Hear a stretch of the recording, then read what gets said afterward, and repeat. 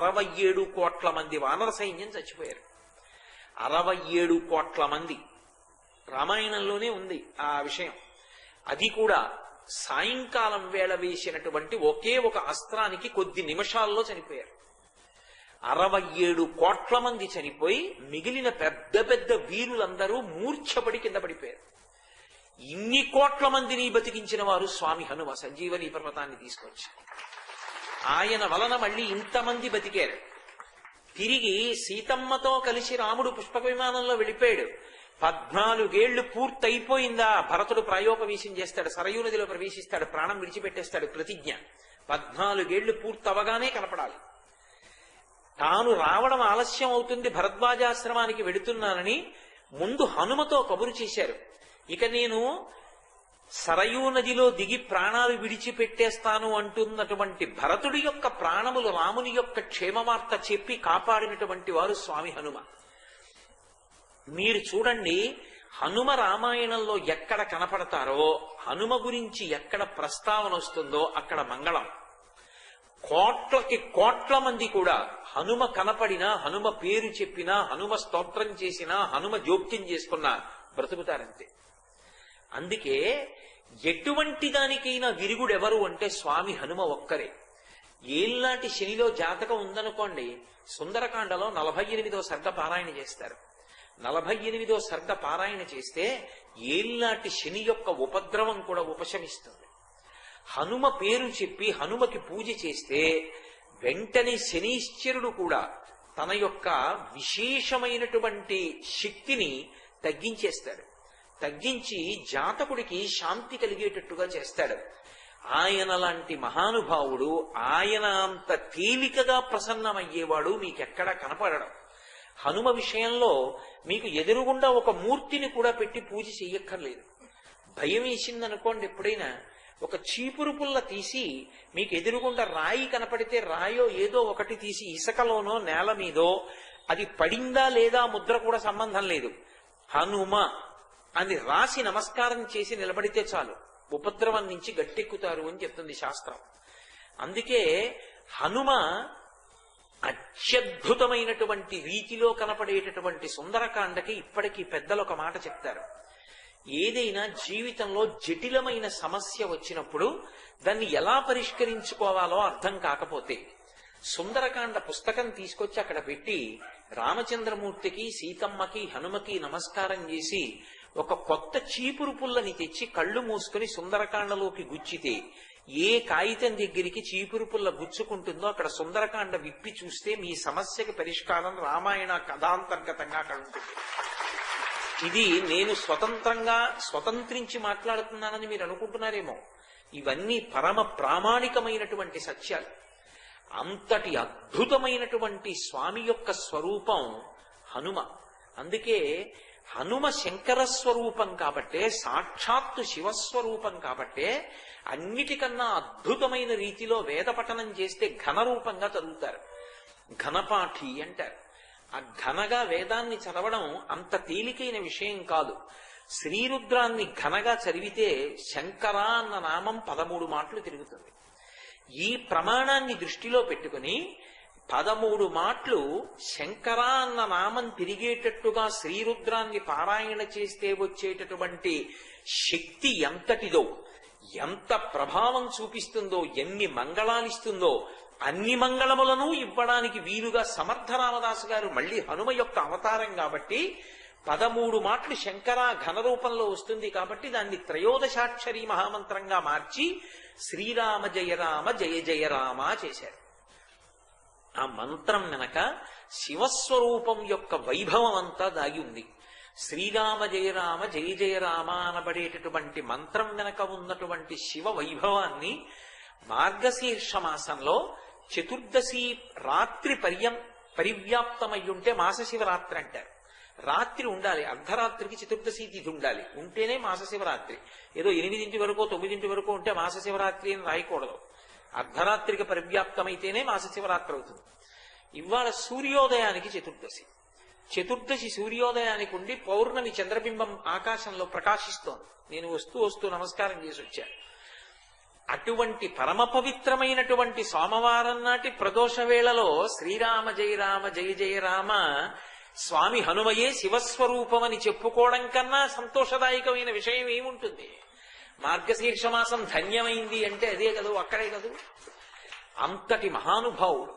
అందుకే ఇంత మంగళప్రదుడు కూడా ఇంత శక్తివంతుడికి ఉన్నటువంటి లక్షణం ఏమిటంటే ఆయన ప్రభువు యొక్క విశ్వాసాన్ని అంత చూరగొన్నవాడు. నిజంగా హనుమ యొక్క జీవిత చరిత్రని, హనుమ యొక్క సాధితములను నాకు అనిపిస్తుంది అధికారులకి ఉద్యోగులకి ఒక పాఠం కింద చెప్తే నిజంగా అసలు జీవితంలో వాళ్ళు ఎంత వైభవోపేతంగా వృద్ధిలోకి రావడానికో అది కారణమవుతుంది అనిపిస్తూ ఉంటుంది. నేను ఎందుకు ఈ మాట అంటున్నానంటే ఒకానొకప్పుడు ఒక కీలకమైనటువంటి సన్నివేశం ఏర్పడింది శ్రీరామాయణంలో. రామచంద్రమూర్తికి సుగ్రీవుడు మాటిచ్చాడు, నాకు పట్టాభిషేకం జరుగుతోంది రామ, ఇప్పుడు శరత్కాలం నడుస్తోంది, నేను వర్షాకాలం వెళ్ళిపోయిన తరువాత మళ్ళీ తగినటువంటి ఋతువు వస్తుంది, శరత్కాలం వస్తుంది, నేను తప్పకుండా వానర సైన్యాన్నంతటినీ కూడా అన్ని దిక్కులకు పంపించి సీతమ్మ ఎక్కడ ఉన్నా సీతమ్మ యొక్క జాడ కనుక్కుంటాను అని చెప్పాడు. ఆ మాట మరిచిపోయాడు. భార్యతోటి భోగాలతోటి లాలస పొందాడు. అటువంటప్పుడు లక్ష్మణుడు ధనుష్టంకారం చేశాడు. మళ్ళీ తన చేసిన పొరపాటు గుర్తించాడు, క్షమాపణ చెప్పాడు. అన్ని దిక్కులకు వానరములను పంపించడానికి పెద్ద సమావేశం ఏర్పాటు చేశాడు. అబ్బో, రామాయణంలో మనం ఎన్నడూ విననటువంటి సంఖ్యలన్నీ చెప్పారు. ఒకటి పక్కన ఎన్ని సున్నాలు పెట్టుకుంటూ వెళ్ళిపోతే అంతంత పెద్ద సంఖ్యలు వస్తాయో అన్ని గోలాంగూలములు వానరములు అన్నీ వచ్చాయి. అన్ని చోట్ల నుంచి బయలుదేరి వచ్చాయి, భూమండలం నుంచి. అవన్నీ కిష్కింధ అంతా నిండిపోయింది. నిండిపోతే వాళ్ళందరినీ పిలిచాడు. ఒక్కొక్క దిక్కుకు వెళ్ళవలసినటువంటి వానర సమూహానికి ఒక్కొక్కరిని నాయకుడిగా నియమించాడు. అంతకుముందు వాలి తనని తరిమినప్పుడు భూమండలం అంతా తిరిగాడు వాలి, ఆ సుగ్రీవుడు. అందుకే సుగ్రీవుడికి ఈ భూమండలం అంతా పరిచయం. ఏ దిక్కు వరకు మనుష్యుడు ఎంత దూరం వెళ్ళవచ్చో చెప్పుకుంటూ వెళ్ళాడు. ఒక్కొక్క దిక్కుకు వెళ్ళవలసిన నాయకుణ్ణి అతని అనుచరుల్ని పిలిచి, మీరు బయలుదేరి ఈ పర్వతాలు, ఈ నదులు, ఈ సముద్రాలు, ఈ నగరాలు, ఈ గ్రామాలు దాటుకుంటూ ఇలా ఇక్కడ వరకు వెళ్ళవచ్చు, ఇక్కడ వరకు వెడతారు తప్ప ఇది దాటాక మీరు వెళ్ళలేరు అంటూ చెప్పుకుంటూ వెళ్ళాడు. తూర్పు దిక్కు గురించి చెప్తూ సూర్యోదయం అయ్యేటటువంటి ప్రాంతం చెప్పాడు. ఇక దానిని దాటి మనుష్యులు వెళ్ళలేరు, అక్కడ వరకు వెతకండి సీతమ్మనన్నాడు. అలా ఒక్కొక్క దిక్కుకి కొంతమంది వానరుల్ని, దానికి ఒక నాయకుణ్ణి పెట్టి పంపించాడు. గడువు లోపల తిరిగి వచ్చేయాలి. దక్షిణ దిక్కుకి ఒక పెద్ద వానర సమూహాన్ని పంపాడు. పంపుతున్నప్పుడు దానికి యువరాజు అంగదుణ్ణి నాయకుణ్ణి చేశాడు. చేసి అంగదుడి నాయకత్వంలో ఆ వానరులందరూ సీతాన్వేషణం కోసం వెళ్ళాలి. ఇప్పుడు ఆ పంపిస్తున్నప్పుడు దక్షిణ దిక్కుకి వెళ్ళవలసిన వాళ్ళకి నాయకుడిగా అంగదుణ్ణి పెట్టాడు కనుక అంగదుడి నాయకత్వంలో వాళ్ళందరూ బయలుదేరారు. ఇక ప్రయాణం మొదలు పెడుతున్నారు. అందరూ తప్పకుండా మేము ఈ కార్యాన్ని సాధిస్తామన్నారు. రామచంద్రమూర్తికి జయఘోష చెప్పారు, ప్రభువుకి జయఘోష చెప్పారు, బయలుదేరారు. అకస్మాత్తుగా సుగ్రీవుడు హనుమని వెనక్కి పిలిచాడు. ఎవరు హనుమ? దక్షిణ దిక్కుకు వెడుతున్నటువంటి వానరుల యొక్క బృందంలో ఒక సభ్యుడు, నాయకుడు కాడు. ఆయన్ని పిలిచి ఒక మాట అన్నాడు. ఓ హనుమ, నీ మీదే నాకు పరిపూర్ణమైనటువంటి విశ్వాసం ఉన్నది. ఇది బృహత్తరమైనటువంటి కార్యం. నేను పట్టాభిషేకం పొందాను అంటే అది రామచంద్రమూర్తి యొక్క అనుగ్రహం. నేను ఇవాళ భార్యని పొందాను అంటే రామచంద్రమూర్తి యొక్క అనుగ్రహం.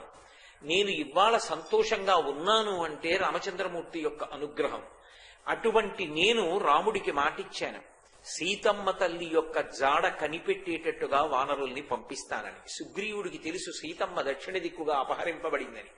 ఎందుకంటే రావణాసురుడు అపహరించినప్పుడు సీతమ్మ తల్లి తన నగలు కొన్ని తీసి వస్త్రఖండంలో మూట కట్టి కింద పడేసినప్పుడు సుగ్రీవుడి దగ్గరే పడింది ఆ మూట. 4 వానరులు కూర్చున్నారు. మధ్యలో సుగ్రీవుడు కూర్చున్నాడు. 4 మంత్రులు ఆయనకి. ఎప్పుడూ ఆయన చుట్టూ ఆ 4 మంత్రులు ఉంటారు రామాయణంలో. మొట్టమొదటి వారు హనుమ, రెండవ వాడు నలుడు, మూడవవాడు నీలుడు, నాలుగవవాడు తారుడు. ఈ నలుగురు పరివేష్టించి ఉంటారు. ఆఖరికి వాలి తరివినప్పుడు పారిపోయినా ఈ నలుగురే వెంట వస్తూ ఉంటారు. ఆ నలుగురి మధ్యలో కూర్చుని ఉండగా పైనుంచి సీతమ్మ కింద విడిచిపెట్టినటువంటి నగల మూట వాళ్ళ మధ్యలో పడింది. సుగ్రీవుడికి తెలుసు దక్షిణ దిక్కుకి అపహరింపబడింది సీతమ్మ అని. కాబట్టి ఇప్పుడు ఆయనకి అనుమానం ఉంది. కాబట్టి ఆమె రావణాంతఃపురంలో ఉంది.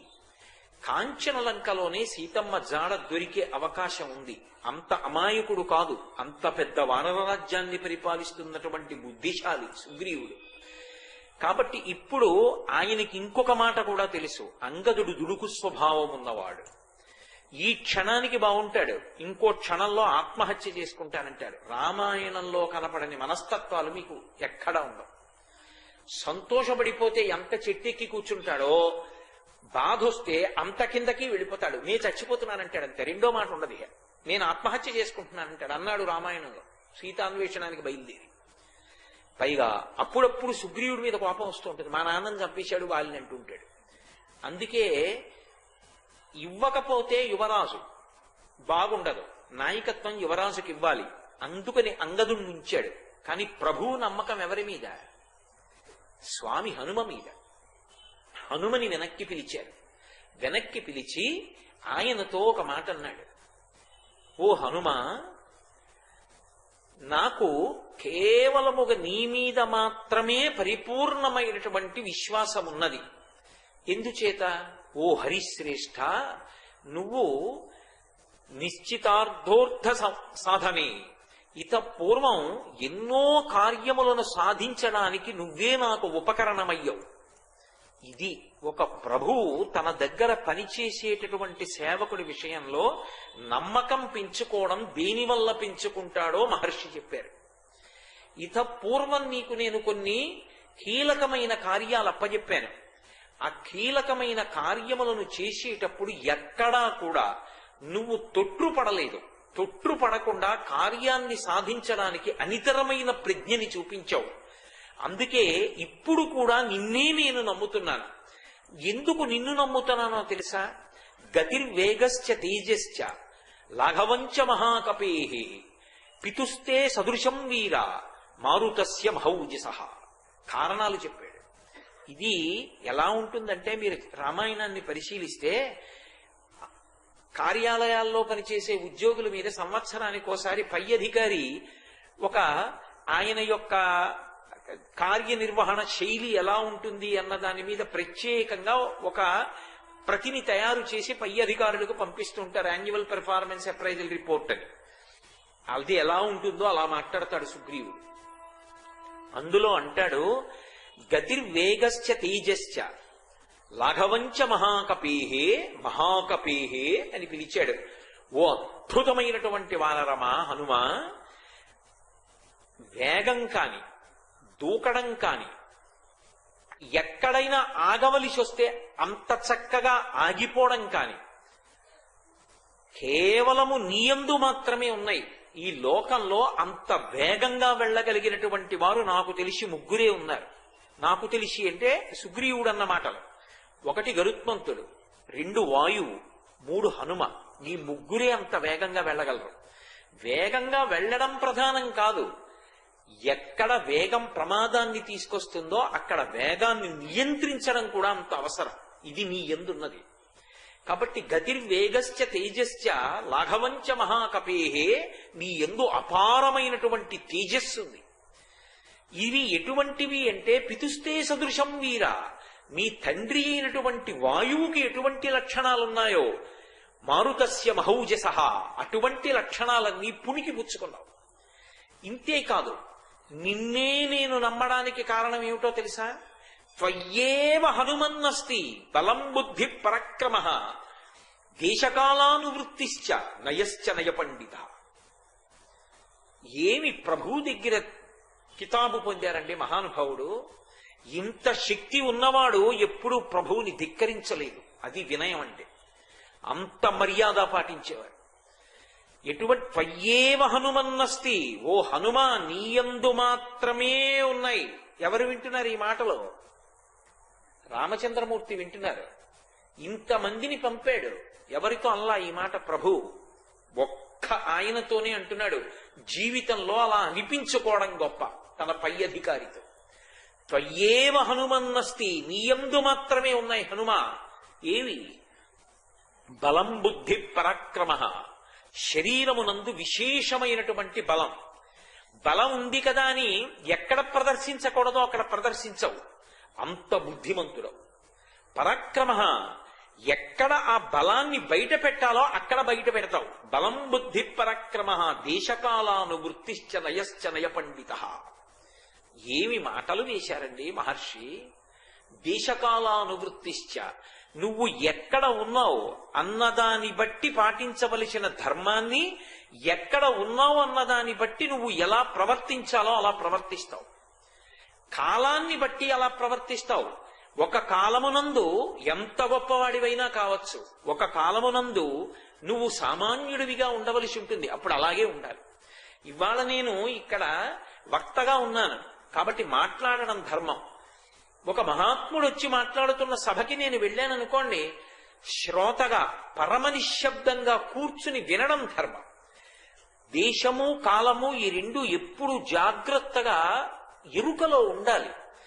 చాలా మంది నిశ్శబ్దంగా ఏవో మంచి విషయాలు తెలుసుకుందామని వచ్చి కూర్చునేటటువంటి సభకి ముక్కుపచ్చలారని వాళ్ళు, ఏమీ తెలియని పసిపిల్లల్ని తీసుకొచ్చి సభల్లో ముందుకొచ్చి కూర్చుని వాళ్ళు అల్లరి చేస్తుంటే అది ఆడుకోవడానికి ఒక క్రీడాస్థలంగా కూర్చోవడం, సభలో ఎలా ప్రవేశించాలో కూడా తెలియని చేతకాని వాళ్ళ లక్షణం.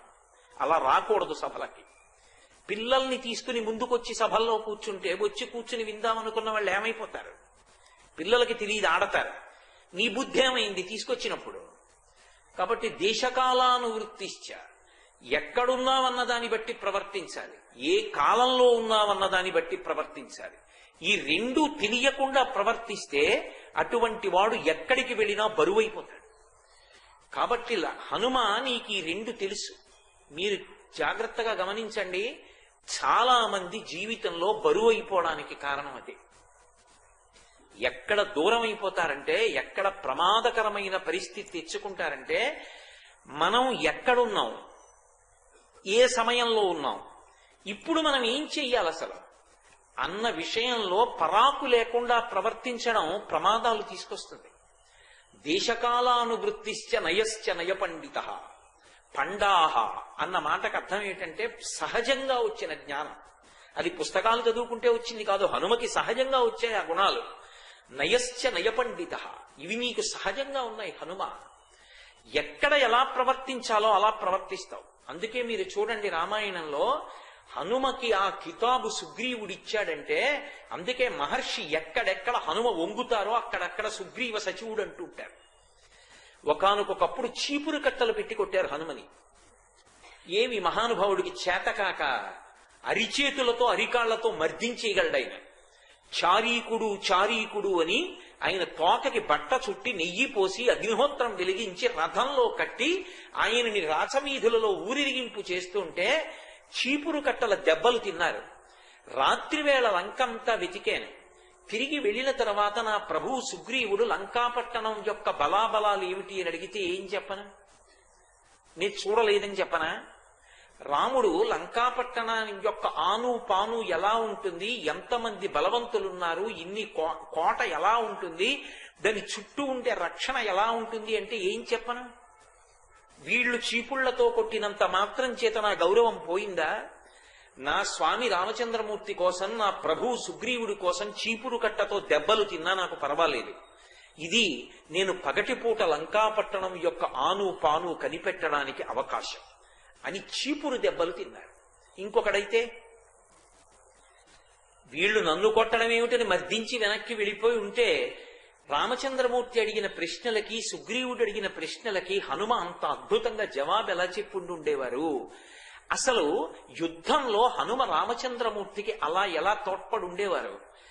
అసలు హనుమ యొక్క గొప్పతనం అంతా ఎక్కడుందో మీరు కనిపెట్టాలి అంటే రామచంద్రమూర్తి అగ్ని పరీక్ష పెడుతుంటారు. అలా ఉంటారు, కానీ ఒక్కొక్క సంఘటనని బట్టి ఏరేస్తారు, జల్లెడ పట్టేస్తారు. ఎంతమంది నిలబడగలరు అన్నది లెక్క పెట్టేస్తారు. విభీషణుడు వచ్చి ఆకాశంలో నించున్నాడు. శరణాగతి అన్నాడు. అందరినీ పిలిచి కూర్చోబెట్టారు. ఇవ్వచ్చా శరణాగతి అని అడిగారు. అందరూ ఎవరికి తోచింది వాళ్ళు చెప్పారు. రావణాసురుడి తమ్ముడు యుద్ధానికి ముందు వచ్చాడు, నమ్మకండి అన్నారు. సుగ్రీవుడితో కలిపి చాలా మంది అదే మాట చెప్పారు. హనుమ వంక తిరిగారు. హనుమ నీ అభిప్రాయం అని అడిగారు. హనుమ మొదట చెప్పిన మాట ఏమిటో తెలుసా? నేను మాట్లాడుతున్న మాటలు ఏవున్నాయో అవి పక్షపాతరహితములు. యథార్థమును ఆవిష్కరించమని నన్ను అడిగారు కాబట్టి, చెప్పమన్నారు కాబట్టి చెప్తున్నాను. నేను చెప్పిన మాటల్ని విపరీతార్థములతో ఎవ్వరూ అర్థం చేసుకోకూడదు. ఎందుకో తెలుసా? అటువంటి సభల్లో చెప్పేటటువంటి అభిప్రాయం ప్రభువు అడిగినప్పుడు ఉన్నదున్నట్టు మాట్లాడాలి. ఎవరో ఏదో అనుకుంటారని మాట్లాడకూడదు. కానీ తాను అనబోయే మాట ఏదుందో అది తన ప్రభువుకే చురుక్కుమంటుంది. అలా అనుకోవద్దు. నిన్ను ఉద్దేశించి నేను అంటలేదు. అడిగాడు కాబట్టి రామచంద్రమూర్తి ఉన్న మాట చెప్పాలి కాబట్టి చెప్తున్నాను అంటూ ఒక మాట చెప్పారు. ఇతను కూడా ఒక రాజ్యానికి రాజుకి తమ్ముడు. యుద్ధం వచ్చింది, మీరు ధర్మాత్ముడు, మీ చేతిలో రావణుడు పడిపోతాడు. ఇతనికి కూడా మనసులో ఒక చిన్న కోరిక ఉండి ఉంటుంది. అతను కూడా లంకాపట్టణాన్ని ఏలాలని అనుకుంటున్నాడు. అన్న చచ్చిపోతే, అన్న ధర్మంలో లేకపోతే చంపి ధర్మాత్ముడు తమ్ముడైతే తమ్ముడికి పట్టం కట్టడం మీకు అలవాటు ఉంది. మీరు వాలిని చంపి సుగ్రీవుడికి రాజ్యం ఇచ్చారు. సుగ్రీవుడితో కలిసి యుద్ధానికి వచ్చారు. ఇది తెలుసుకున్న విభీషణుడు రావణుణ్ణి చంపడానికి సహకరించి తాను పట్టాభిషేకం పొందడానికి వచ్చాడని నేను అనుకుంటున్నాను. కాబట్టి మీరు ఇవ్వచ్చు. మాట్లాడేటప్పుడు అంత జాగ్రత్తగా మాట్లాడతారు. ఇప్పుడు నేను సరి అయిన సలహా చెప్పకపోతే, ఉన్న మాట ఉన్నట్టు మాట్లాడకపోతే, రామచంద్రమూర్తి అడిగిన దానికి సరిగా జవాబు చెప్పలేకపోయాను అని మనసులో నాకు పరివేదన ఉండకూడదు. కానీ నేను చెప్పిన మాట వల్ల నా ప్రభువు సుగ్రీవుణ్ణి కించపరచడం నా ఉద్దేశ్యం కాదు. విభీషణుడు అందుకొచ్చాడు అంటే ఆశ మొలకెత్తడానికి సుగ్రీవుడు రాజవడం ఒక కారణం. ఆ కారణం ధర్మాత్ముడు సుగ్రీవుడు కనుక సుగ్రీవుడు అడిగాడు కాబట్టి వాళ్ళని చంపేశాడు. అధర్మాత్ముడిని, అన్నని చంపి తమ్ముడికి రాజ్యం ఇవ్వడం నీకు అలవాటు ఉంది ధర్మం కోసం. ఇక్కడ అంతే. విభీషణుడు ధర్మాత్ముడు, రావణుడు అధర్మాత్ముడు. అధర్మాత్ముడైన రావణుణ్ణి చంపి తమ్ముడైన విభీషణుడికి పట్టం కడతామని ఆశతో వచ్చి ఉండవచ్చు. రామ నువ్వు అంగీకరించవచ్చు, దోషమేం లేదు. ఆ కోరికతోనే వచ్చాడు. అలా కోరికుంటే తప్పేమిటి ఒక రాజ్య పరిపాలన చేయవలసిన వాడికి? కానీ ఇది మరొకలా సుగ్రీవుడు అనుకోకూడదు. అందుకే ఉన్న మాట ఉన్నట్టు చెప్తున్నాను, వేరొకరు ఉలిక్కి పడకూడదు అంటూ మాట్లాడారు. ఇది హనుమ. దేశకాలానువృత్తిశ్చ నయశ్చ నయ పండిత. ఏదో 5 రోజుల్లో ప్రసంగరీత్యా నేనేదో 1-2 సందర్భాలు చూపించగలను. కానీ నిజంగా మీరు అది అనుభవించాలి అంటే రామాయణాన్ని చదవాలి. హనుమ ఎప్పుడైనా ఎక్కడైనా మాట్లాడితే తక్కెట్లో పెట్టినట్టే ఉంటుంది. మరి స్వాతి నక్షత్రంలో పుట్టినవారు కదూ. స్వాతి నక్షత్రంలో పుట్టితే తులారాశి. తులారాశి అంటే అది తక్కెడ. అది కేజీ అంటే కేజీయే, అది 1/2 కేజీ అంటే 1/2 కేజీయే. స్వాతి నక్షత్ర జాతకులు చేసే నిర్ణయాలు అలాగే ఉంటాయి. తొందరపడరు. ఆలోచించి ఓ నిర్ణయం చేశారా, మీ నిర్ణయం తప్పనడం అంత తేలిగ్గా ఉండదు. అది ఆ నక్షత్ర ప్రభావం. ఒక్కొక్క నక్షత్రానికి ఒక్కొక్క విశేషం ఉంటుంది. అందుకే వైశాఖమాసి కృష్ణాయాం దశమ్యాం మందవాసరే పూర్వాభాద్రా ప్రభూతాయ మంగళం శ్రీహనుమతి. మనకి పరాశర సంహిత ప్రకారం అయితే పూర్వాభాద్ర నక్షత్రంలో వచ్చారు. పూజాకల్పం ప్రకారం అయితే స్వాతి నక్షత్ర జాతకులు అని చెప్తారు. కాబట్టి అటువంటి మహానుభావుడు, ఆయన నోటి వెంట ఒక మాట వచ్చినా అలా ఉంటుంది. ఆయన అడుగు తీసి అడుగు వేసినా అలా ఉంటుంది. ఇది అత్యంత శ్రద్ధగా ఆశ్చర్యంగా వింటున్నవాడు ఎవరో తెలుసా? రామచంద్రమూర్తి వింటున్నారు. అరే, ఇన్ని కోట్ల వానరములు వచ్చాయా? ఒక్కొక్కడు దేశాధినేత, ఒక్కొక్కడి వెనక కొన్ని లక్షల వానరములు ఉన్నాయా? ఇంతమందికి ఒక్కొక్క నాయకుణ్ణి పెట్టి పంపిస్తున్నాడా? దక్షిణ దిక్కుకి స్వయంగా యువరాజుని పంపిస్తున్నాడా? ఒక్క హనుమని వెనక్కి పిలిచాడా? పిలిచి ఇంతంత పెద్ద పెద్ద మాటలు మాట్లాడా? పైగా త్వయ్యేవ హనుమన్నస్తి బలం బుద్ధి పరక్రమ దేశకాలానువృత్తిశ్చ నయశ్చ నయ పండిత అన్నాడా?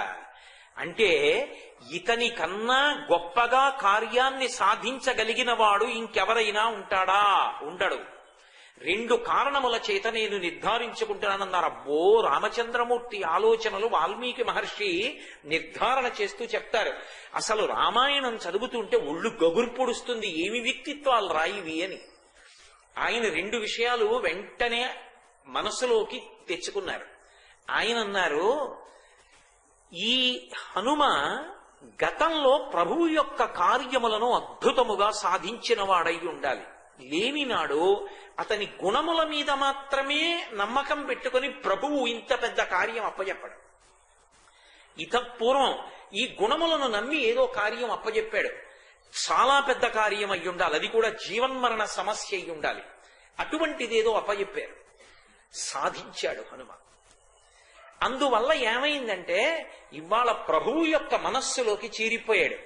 ప్రభువు ఆయన పట్ల అంత ప్రీతితో ఉన్నాడు. భర్త్రా పరిగృహీతస్య అన్నారు రామచంద్రమూర్తి. ఈయన పట్ల అంత ప్రీతితో ఉన్నారు కాబట్టి నేను హనుమని నమ్ముతాను. ఇది తులసీదాస్ గారి హృదయం. ఒక్క ప్రార్థనా శ్లోకంలో ఒక మాట వేస్తే రఘువర ప్రియతూతం అనడానికి కారణం అది. ఇన్ని గుణములున్నాయి కాబట్టి నమ్మారు దూతగా, అంతే. వెంటనే సుగ్రీవుడు పిలిచి, నా కీర్తి, నా ప్రతిష్ట, నేనిచ్చిన మాట, వానర జాతి గౌరవం హనుమా నీ చేతిలో పెడుతున్నాను, నువ్వే ఈ కార్యాన్ని సాధించగలవు. ఇప్పుడు రాముడికి హనుమంతుడితో ఎంతపాటి పరిచయం ఉంది? అంత పూర్వం రామకార్యాలేవి హనుమ చేసినట్లుగా పెద్దగా రామాయణంలో లేదంతకు పూర్వం.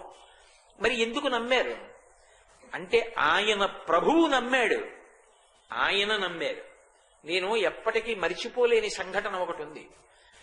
ఒకప్పుడు నేను ఉద్యోగంలో జాయిన్ అయినటువంటి కొత్తలో ఒక ఆఫీసరు, చాలా పెద్ద ఆఫీసరు, మా డిపార్ట్మెంట్కి సంబంధించిన వారు కారు, వేరొక డిపార్ట్మెంట్ నుంచి ఇన్స్పెక్షన్కి వస్తుంటారు మా డిపార్ట్మెంట్లో. అలా వచ్చారు ఒకప్పుడు.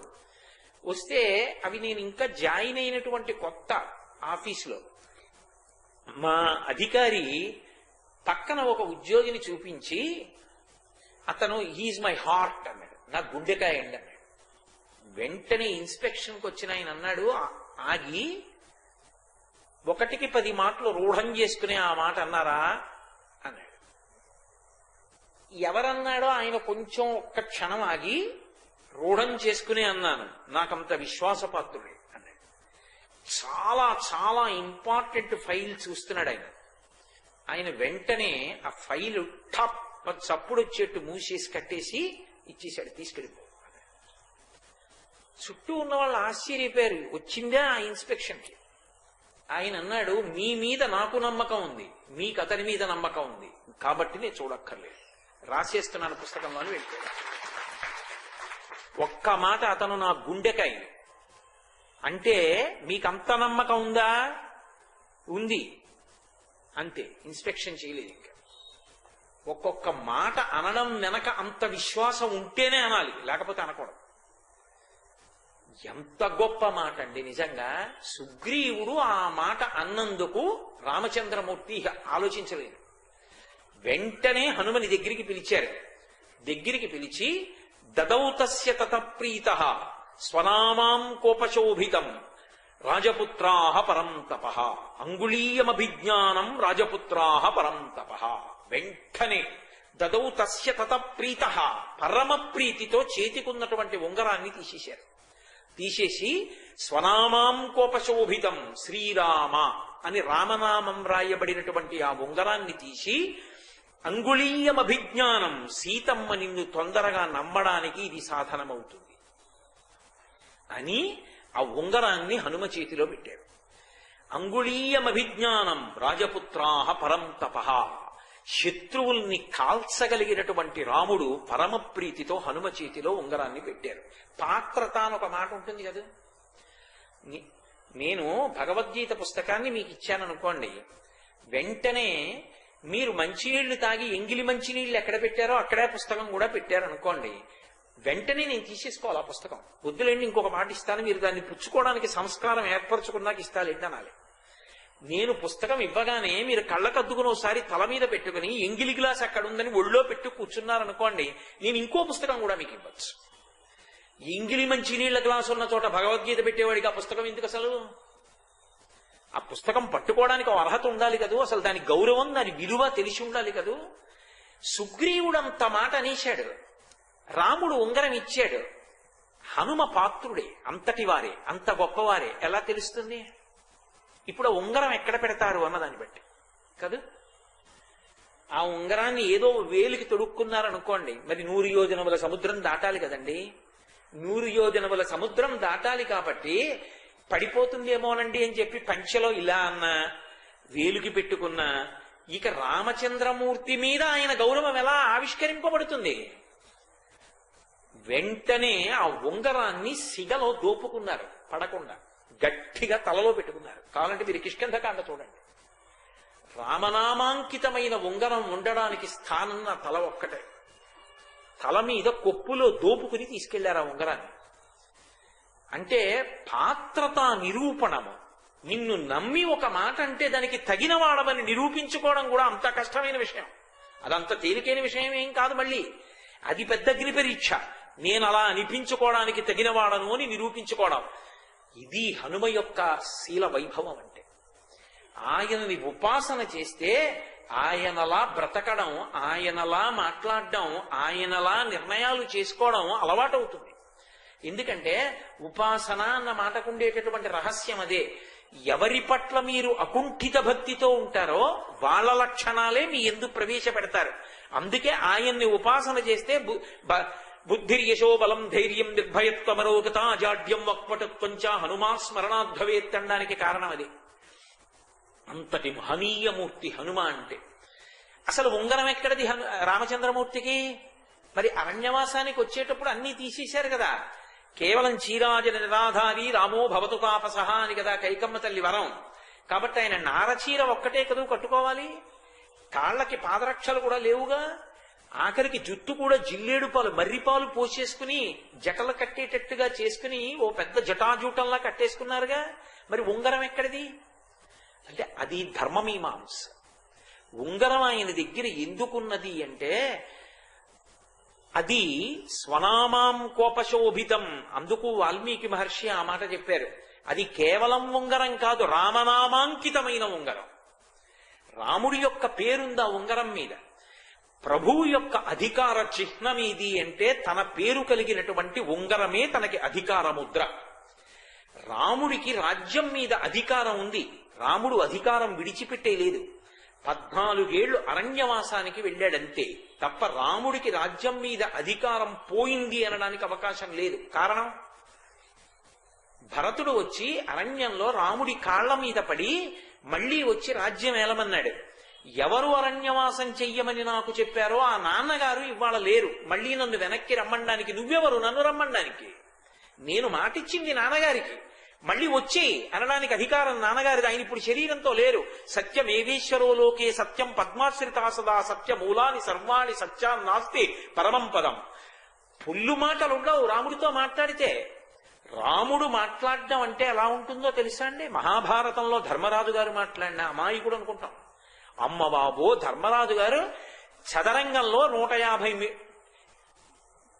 ఆ పందెంలో ఏదో ఎత్తులేస్తారే, ఆ 150 ఎత్తుల తర్వాత ఎత్తుని ఆలోచించి ఇప్పుడు మాట్లాడతారు ధర్మరాజు గారు. అంత తెలివైన వాడు.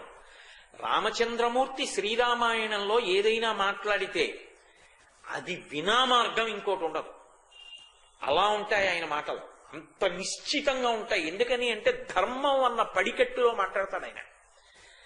ఆయన ఒక మాట అన్నాడు, నేను రాజ్యాధికారం విడిచిపెట్టలేదు, నాన్నగారి మాట ప్రకారం అరణ్యంలో ఉన్నాను. అరణ్యంలో ఉన్నాను కాబట్టి అరణ్యంలో ఉన్నటువంటి సమస్తమైనటువంటి ప్రాణులకు నేను పరిపాలకుణ్ణి. అందుకు వాలిని సంహారం చేశాడు ధర్మం తప్పితే. నువ్వు అయోధ్యలో మనుష్యులకి ప్రభువువి. 14 ఏళ్ళైపోయి తిరిగి వచ్చిన తరువాత అప్పుడు నేను రాజ్య పరిపాలన చేస్తాను. తాను రాజ్యాధికారం విడిచిపెట్టలేదు కాబట్టి తన నామంతో కూడుకున్నటువంటి ఉంగరం ఆయన చేతికుంటుంది. 2, శ్రీరామనామాంకితమైన ఉంగరము అన్నప్పుడు అది ప్రభుముద్రికయే. అలా రాజులు ఎందుకు పెట్టుకుంటారు అంటే ప్రభుముద్రికగానే దగ్గరుంచుకుంటారు. 2, రాముడు రాజ్యాధికారం విడిచిపెట్టలేదు అనడానికి ఉదాహరణకి ప్రబల సాక్ష్యం ఎక్కడుంది అంటే సీతమ్మ తల్లి రాజపత్నిగా వెళ్ళింది రాముడితో తప్ప ఎక్కడా కూడా ఋషికాంతలాగో వానప్రస్థానికి వెళ్ళిన దానిలోకో వెళ్ళలేదు. ఆవిడే నారచీరలు కట్టుకుని వెళ్ళలేదు.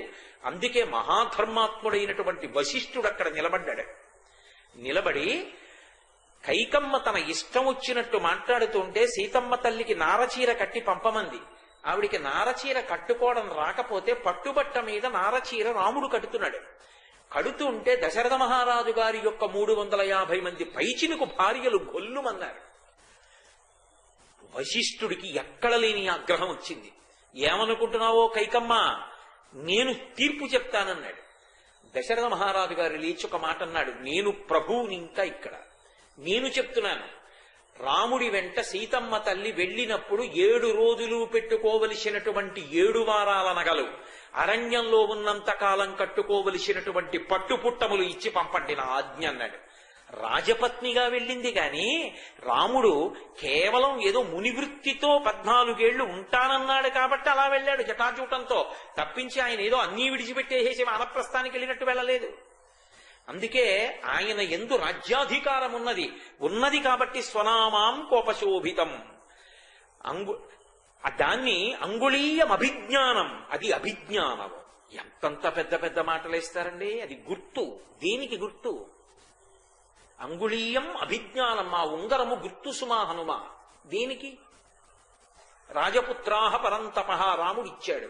దేనికి గుర్తుగా ఇచ్చాడు? ఆయన అన్నాడు చెప్పినప్పుడు, ఇది నువ్వు సీతమ్మకి ఇచ్చినప్పుడు సీతమ్మ నిన్ను నమ్ముతుంది నా పనుపునొచ్చావని అన్నాడు. రాముడి పనుపు హనుమ వచ్చారు అని నమ్మింది, అంతేనా దాని అర్థం? కాదు. అధికార ముద్ర వచ్చింది అంటే అధికారి కూడా వస్తున్నాడు అని గుర్తు. రాముడు వస్తున్నాడు వెనకాతల అనడానికి గుర్తు రామనామాంకితమైన ఉంగరం వెళ్ళడం. అందుకే ఆ ఉంగరం చేతిలో పడగానే గృహీత్వా ప్రేక్షమాణాసా భర్తుక్కర విభూషణం భక్తాల విభసంప్రాప్త జానకీ ముదితాభవత్ అన్నారు మహర్షి. అకస్మాత్తుగా భర్త వచ్చేస్తే సిగ్గుపడిపోయి కులకాంత ఎలా ఎర్రపడిపోతుందో అలా ఎర్ర అయిపోయింది సీతమ్మ ముఖం. అంత ఉపశాంతినివ్వగలిగినటువంటి రామనామాంకితమైనటువంటి ఉంగరాన్ని రామచంద్రమూర్తి ఒక్క హనుమ చేతిలోనే ఉంచారు అంటే ఎంతగా ప్రభువు యొక్క విశ్వాసాన్ని, ఎంతగా రామచంద్రమూర్తి యొక్క విశ్వాసాన్ని హనుమ చూరగొన్నవారో మీరు అర్థం చేసుకోండి. కేవలం రామభక్తుడు అంటే భజన చేస్తూ కూర్చుంటారని అనుకోకండి. ఆయన యందు అంతటి నిర్వహణ సామర్థ్యం ఉంటుంది. అందుకే మహానుభావుడు ఎప్పుడైనా సరే తన ప్రభువుని రక్షించుకోవలసి వచ్చిందనుకోండి, ఇలా నా ప్రభువు ప్రవర్తిస్తే అది నా ప్రభువు గౌరవానికి సరిపోదు అనుకున్నారనుకోండి, ఎవ్వరూ లేనప్పుడు నిలదీసి నిగ్గు తీసి మాట్లాడతారు. ఏమి రాజీ ఉండదు. ఇంకా తన ప్రభువుని రక్షించుకోవాలి. ప్రభువుని రక్షించుకోవాలి కాబట్టి ప్రభువునందు ఉండకూడని లక్షణం ఏదైనా కనపడితే శాసించి చెప్తారు, చెయ్యి ఇలా ఉండకని చెప్తారు. మీకు నేను ఒక ఉదాహరణ చూపిస్తాను. ఇదే రాముడు లెక్క కట్టాడు ఉంగరం ఇచ్చేటప్పుడు. ఎందుకన్నాడు ఈ మాట సుగ్రీవుడు అంటే, గతంలో ఏదో ఇంకొక పెద్ద సమస్యని కూడా హనుమ పరిష్కరించారు. ఏదో చేయకపోతే ఇవాళ ఈ నమ్మకం ఎక్కడిది? ఎప్పుడు జరిగింది? ప్రాణాల మీద ఆశ విడిచిపెట్టేసి తనని చంపేస్తాడు వాలి అని సుగ్రీవుడికి నమ్మకం. సుగ్రీవుడు ఇంకా బ్రతికున్నాడు అంటే ఒక కారణానికే బ్రతికున్నాడు. ఈశ్వరుడు ధర్మాన్ని నమ్ముకున్న వాడిని ఉద్ధరించడానికి ఎప్పుడూ ఏదో అవకాశాన్ని కల్పిస్తాడు. ధర్మాన్ని నమ్ముకున్నవాడు ఎందుకు పాడైపోతాడండి? ఎక్కడో ఈశ్వరానుగ్రహం ఉంటుంది. ఎవడు ధర్మం విడిచిపెట్టాడో వాడు పాడవడానికే ఏదో పొరపాటు పని చేస్తాడు. అదే వాడి ప్రాణం తీసేస్తాడు. నిజానికి అక్కర్లేని మాటలన్నీ మాట్లాడిన వాడు దుందుభి రామాయణంలో. అబ్బో ఎన్ని అక్కర్లేని మాటలు మాట్లాడాడండి. వదరి మాట్లాడడం అంటే ఏమిటో మీరు రామాయణం చదివితే ఎన్ని రకాల వ్యక్తులు కనపడతారు. అక్కర్లేని మాటలు, అక్కర్లేని విషయాలు, అక్కర్లేని రాతలు, అక్కర్లేని పెద్ద అరుపులు, అక్కర్లేని కేకలు. అసలు వాడికి దాంతో ఏ విధమైన సంబంధము లేదు. కానీ అట్టహాసం, పటాటోపం, ఆఖరికి ఇదంతా ఎందుకు పనికొస్తుందంటే వాడు ప్రాణం పోగొట్టుకోవడానికి పనికొస్తుంది చివరికి. దానికి ప్రబల సాక్ష్యం దుందుభి. ఎక్కడో అంతఃపురంలో పడుకున్నాడు వాలి. అక్కడికి వెళ్ళాడు, పెద్దగా యుద్ధానికి పిలిచాడు. చీకటి పడుతోంది. వాలి బయటికి వచ్చాడు. ఏరా ఒళ్ళు పొగరా, చంపేస్తానన్నాడు. నన్ను చంపడం కాదు, రేపురా యుద్ధానికి, ఇవాళొద్దు, ఇవాళ బాగా మధువు తాగు, నీ భార్యలందరితో క్రీడించు, నీ కిష్కింధా పట్టణాన్ని బాగా చూసుకో, నీ వాళ్ళందరికీ వీడ్కోలు చెప్పు, నీ మిత్రులందరినీ కలుసుకో, నీ బిడ్డలందరినీ కౌగిలించుకో, రేపురా చంపేస్తానన్నాడు. ఏమిటో వీడి చేతిలోనే ఉన్నట్టు. రానే వచ్చాడు వాలి, చంపి అవతల పారేశాడు దుందుభిని. వినాశనం వచ్చేటప్పుడే అక్కర్లేని కూతలు వస్తాయి. అందుకే మాట మాట్లాడేటప్పుడు ఎంత జాగ్రత్తగా ఉండాలో చెప్తుంది రామాయణం. చంపేసిన వాలి ఊరుకోవచ్చుగా, ఆయనకి అధర్మం ఉంది. మరి ఆయనకి అధర్మం ఉన్నప్పుడు ఆయన కాలిపోవద్దు, అందుకుని తప్పు చేయిస్తుంది. ఆయన ఏం చేశాడు, ఆ పిచ్చి కోపంలో దుందుభిని ఎత్తి పట్టుకుని గిర్ర గిర్ర గిర్ర గిర్ర తిప్పి విసిరాడు. అది యోజనం దూరం వెళ్ళిపోయింది ఆ శరీరం. అదే సామాన్యమైన శరీరం కాదు, అంత పెద్ద శరీరం దుందుభిది. అది వెళ్ళి వెళ్ళి వెళ్ళి వెళ్ళి మతంగ మహర్షి ఆశ్రమంలో పడింది. పడినప్పుడు నెత్తురు కక్కుకుంటూ వెళ్ళిందేమో ఆ శరీరం, నెత్తురంతా ఆశ్రమం నిండా పడిపోయింది. పడిపోయి దూరంగా కళేబరం పడిపోయింది. మతంగ మహర్షి ఆశ్రమంలోంచి బయటికి వచ్చారు, కుటీరంలోంచి. ఎక్కడ చూసినా నెత్తురే. ఆ పైన కుటీరం నిండా నెత్తుటి చారికలు. ఎవడు రాయి ధూర్త పని చేసిన వాడు అని చూశారు. పెద్ద దుందిబి కళేబరం కనబడుతోంది. కళ్ళు మూసుకుని ఆలోచించారు. తపోనిష్టాగరిష్ఠులైనటువంటి వ్యక్తులకు బాహ్యనేత్రం మూస్తే జరిగినది, జరుగుతున్నది, జరగబోయేది తెలుస్తాయి. గమనించారు. వాలి ఒంట్లో శక్తి ఉంది కదా అని ముందు వెనకలు ఆలోచించకుండా దుందిబి కళేబరాన్ని విసిరాడు. ఆ కళేబరం నెత్తురోడుతూ వచ్చి పడింది. ఆశ్రమ ప్రాంగణం అంతటా నెత్తురు పడింది. మహర్షి అన్నారు, ఇక పైన ఒకరోజే గడువిస్తున్నాను, ఒక రోజు లోపల వానరులందరూ విడిచిపెట్టి వెళ్ళిపోవాలి. పోన్లే వానరులు కదా అని ఊరుకున్నాను. ఇక్కడ అంకురములు, చెట్లు, మొక్కలు, పళ్ళు, కాయలు అన్నీ పాడు చేస్తున్నారు. ఇక పైన ఒక రోజు తర్వాత వాలి కాని వాలి అనుచరులు కాని ఈ ప్రాంగణంలోకి ఎవరైనా వచ్చినట్టయితే వెంటనే వాళ్ళు మరణిస్తారు. ఒక రోజు గడవక ముందే వాలి పరుగు పరుగున వెళ్లి మతంగ మహర్షి కాళ్ల మీద పడ్డాడు. అది అతిగా మాట్లాడడం, తక్కువ మాట్లాడడం ఎంత తేడా ఉంటుందో చూపిస్తారు మహర్షి. ఆయన క్షమించాలనుకోవట్లేదు మతంగ మహర్షి. ఆయన ఏం మాట్లాడలేదు. వాలి వచ్చి కాళ్ల మీద పడ్డాడు, ఏదో చెప్పాడు, విన్నారు, లోపలికెళ్ళి తలుపేసుకున్నారు, అంతే. ఆయన ఏమీ మాట్లాడలేదంటే నేను క్షమించడానికి సిద్ధంగా లేను, అంతే. ఒక రోజు లోపల వెళ్ళిపోవలసి వచ్చింది వాలి. అప్పటి నుంచి వాలికి భయం. ఋష్యమూక పర్వతం మీదకి వెడితే చచ్చిపోతాడు. అందుకని ఒక్క ఋష్యమూక పర్వతం మీదకి వెళ్ళాడు. అది సుగ్రీవుడికి ప్రాణం కాపాడి. వాలి రాడు కాబట్టి ఆ పర్వతం ఎక్కి కూర్చున్నాడు. ఇప్పుడు చుట్టూ 9 మంత్రులు ఉన్నారు. కానీ అకస్మాత్తుగా 2 నరులు బ్రహ్మాండమైనటువంటి కోదండాలు పట్టుకుని వస్తూ కనపడ్డారు. ఆ శిఖరం మీద కూర్చుని కిందకి చూశాడు. పంపానది దాటి నడిచొస్తున్నారు. చూశాడు, అమ్మ బాబో, వాలి తాను రాకూడదని తన పరుపున ఎవరినో పంపించాడు తను చంపేయడానికి. అంతే, ఉత్తర క్షణం గజ గజ గజ గజ వణికిపోయాడు, భయపడిపోయాడు. వాలి ఎవరినో పంపించాడు. ఎంత తేజోమూర్తులుగా ఉన్నారో చూడండి వాళ్ళు. వాళ్ళు నన్ను చంపడానికి వస్తున్నారన్నాడు. ఒక్క దూకి వేరే శిఖరం మీదకి వెళ్ళిపోయాడు. ఆయనతో పాటు మిగిలిన 9 దూకేశారు. పోనీ అక్కడ ఉన్నాడు అనుకుంటున్నారా? ఆ శిఖరం నుంచి ఇంకో శిఖరం మీదకి, ఇంకో శిఖరం మీదకి చెట్లన్నీ విరిచేశాడు, కొమ్మలు విరిచేశాడు, పళ్ళు రాల్చేశాడు. ఎందుకని స్థిమితం లేదు మనిషికి ముందు. ఎప్పుడైతే స్థిమితం తప్పిపోతాడో వాడికి అసలు ఆలోచన రాదు. అప్పుడు తాను నిర్ణయం చేసుకోకూడదు. మంచి లక్షణం ఏమిటంటే తను స్థిమితం తప్పి ఉంటే తన యొక్క క్షేమాన్ని కోరుకునేవాడిని పిలిచి ఆయన అడగాల ఆలోచన. అయ్యా ఏం చేయమంటారు? అప్పుడు ఆయన యువతలవాడి క్షేమం కోరేవాడు కాబట్టి ఆయన స్థిమితంగా ఆలోచించి చెప్తాడు. అది నమ్మకం అన్న మాటకు అర్థం. నేను క్షేమంగా ఉండడం అవతల ఆయనకి అంత ముఖ్యం. ఆయనకి నా మీద ఉన్న ప్రేమ అటువంటిది. ఆయన చెప్పిన మాట యువతలవాడు పాటించాడు. అది ధర్మం. అంతేకాని అన్ని అపనమ్మకం, అన్ని బెంగ, అవతలవాడు తన్నేదో ముంచేస్తాడని బెగ్గ పెట్టుకుంటూ వెళ్ళిపోతే జీవితానికి అంతే అక్కడ ఉంది. ఎప్పుడు గుడ్డిపోడు చచ్చిపోతారు, అంతే, నరాలు చిట్లిపోయి. అందుకే హనుమన్నారు అకస్మాత్తుగా ఆపారు. ఆపి ఎంత అద్భుతమైన మాట అండి, ఎంత ధైర్యం. అహో శాఖాం మృగత్వంతే వ్యక్తమేవ ప్లవంగమ లఘుచిత్తమాత్మానం నస్థాపయసి యోమత అన్నాడు. అహో శాఖాం మృగత్వంతే, ఓ కోతి బుద్ధి బయట పెట్టుకున్నావు, శరీరం కోతి శరీరం కదా ప్రభువు నీ శరీరం. సుగ్రీవ, కోతి బుద్ధులన్నీ బయట పెట్టావు, ఏ స్థిమితం లేదా ఏమిటి? ఆ దూకడం ఏమిటి? ఆ శిఖరాలు ఎక్కడం ఏమిటి? చెట్లన్నీ విరగొట్టేయడం ఏమిటి? ఒడికిపోవడం ఏమిటి? ఆ పిరికి మాటలేమిటి? నీలాంటి వాడు ప్రభు అయితే మాత్రం రేపొద్దున సింహాసనం మీద కూర్చుంటే మాత్రం భయం అన్నది ఏర్పడదా ఏదో కారణానికి? ఇటువంటి వాడివి రాజ్య పరిపాలన ఏం చేస్తావు? నీకే ధైర్యం లేని వాడివి నీ ప్రజల్నేం పరిపాలిస్తావు? నస్థాపయసియో మత, నువ్వు పనికిరావు ఇలా అయితే ప్రభువుగా. అహో శాఖాం మృగత్వంతే వ్యక్తమేవ ప్లవంగమా, నీ కోతి బుద్ధి బయట పెట్టావు. నిలబడి ముందు స్థిరంగా. అసలు ఎవరొచ్చారు? ఎందుకు వచ్చారు? వాళ్ళెవరు కనుక్కున్నావా? ఏమీ లేదు. వాలి పంపించేశాడు. వాలి అనుచరులు రారు, మతంగ మహర్షి శాపం. నిన్ను చంపడానికే వస్తున్నారని ఎందుకు అనుకుంటున్నావు? వాళ్ళెవరో, ఎందుకు వస్తున్నారో ఏమిటో కనుక్కోవాలా? ఏమిటా గంతులు?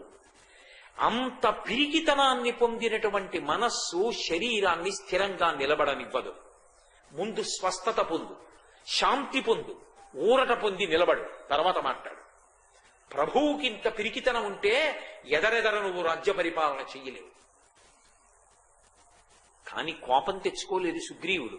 సచివుడు అంత గొప్పవాడు, హనుమ మాటకంత గౌరవం. అదే నిన్న మీకుతో నేను దవడల గురించి చెప్పింది. ఆయన ఎక్కడ మాట్లాడినా అలా ఉంటుంది. వెంటనే ఆగాడు సుగ్రీవుడు. ఏం చేయమంటావు? అసలు వాళ్ళెవరో తెలుసుకోవాలి కదా. తెలుసుకోవాలి కదా అంటే నువ్వే దానికి సమర్థుడవు హనుమ. వెళ్ళు, కనుక్కురా. కానీ ఎలా వెడతావు? హనుమగా వెడితే నువ్వు వానరానివని కనిపెట్టి నువ్వెవరని అడుగుతారు. సుగ్రీవ సచివుణ్ణి అంటే సుగ్రీవుడు ఇక్కడే ఉన్నాడా అని వచ్చి పట్టుకుంటారేమో అనుమానం ఉంది మనసులో. అందుకని సామాన్యుడిగా వెళ్ళు. వాళ్లతో మాట్లాడేటప్పుడు నీ ముఖం అటువైపుకి తిప్పి మాట్లాడకు, నా వైపుకి తిరిగి మాట్లాడు. ఎందుకని? నీ ముఖ కవళికల్ని బట్టి నేనేం చెయ్యాలో నిర్ణయించుకుంటాను. నా వైపు తిరిగి మాట్లాడు, రూపం మార్చుకుని వెళ్ళు. ఏమనాలి హనుమ? ఏమయ్యా, నీకంటే నమ్మకం లేదేమో, నీకంటే భయమేమో, ఏమిటా అంత పిరికితనం, నేను వెళ్తాను లేండి అనొచ్చు. ఆయన అలా అనలేదు. ఎందుకనలేదో తెలుసా? ప్రభువుని తను అనొచ్చు. కానీ ప్రభువు యొక్క పరివేదనని అర్థం చేసుకుని ఆయన శాంతి పొందేట్టు ఇప్పుడు ప్రవర్తించాలి. అందుకే ఇంతటి మహాత్ముడు ప్రభువు క్షేమాన్ని కోరి ఏం చేశాడంటే, కపిరూపం పరిత్యజ్య హనుమాన్ మారుతాత్మజ భిక్షురూపం తతో భేజే శతబుద్ధి తయా కపి అన్నారు మహర్షి. సన్యాసి వేషం కట్టారు. ఏమి సన్యాసి వేషం కట్టడం ఎందుకు అంటే, కాషాయ వస్త్రానికి ఒక పరమ గౌరవం ఉంది ఈ దేశంలో. వాళ్ళు ఎవరి జోలికి వస్తారు? వాళ్ళకి ఏం కావాలి? వాళ్ళు త్యాగేదైకే అమృతత్వమానసు, 10 మంది సంతోషం వాళ్ళ సంతోషం. కాబట్టి వాళ్ళు అపకారం ఎందుకు చేస్తారు? వాళ్లతో అబద్ధాలు ఆడవలసిన అవసరం ఉండదు. అందుకని సన్యాసి రూపంలో వెళ్ళారు. వెళ్ళిన వారు అక్కడ మళ్ళీ ఒక విశేషం ఉంటుంది. సన్యాసి కనపడ్డాడు అనుకోండి, ఏ ఆశ్రమంలో ఉన్నవాడైనా సరే ఆయనకి నమస్కారం చేయాలి. గృహస్థైనా విద్వాంసుడైనా ఎవరైనా నమస్కారం చేయాలి. కాషాయ దండమాత్రేణ యతి పూజ్యో న సంశయ, చేతిలో దండం ఉండి కాషాయం బట్ట కట్టుకుని ఉంటే ఆయనకి నమస్కారం చెయ్యమని శాస్త్రం. కాబట్టి ఇప్పుడు న్యాయంగా హనుమకి రామలక్ష్మణులు చెయ్యాలా, రామలక్ష్మణులకు హనుమ చెయ్యాలా? రామలక్ష్మణులు హనుమకి చెయ్యాలి, హనుమ రామలక్ష్మణులకి నమస్కారం చేశారు. మరి తప్పు కాదా? రాముడు ఒప్పుకుంటాడా? ధర్మాత్ముడు. నిజంగా రామలక్ష్మణుల దగ్గరికి వెళ్ళేటప్పటికీ ఈ శతబుద్ధి అవసరం లేదు.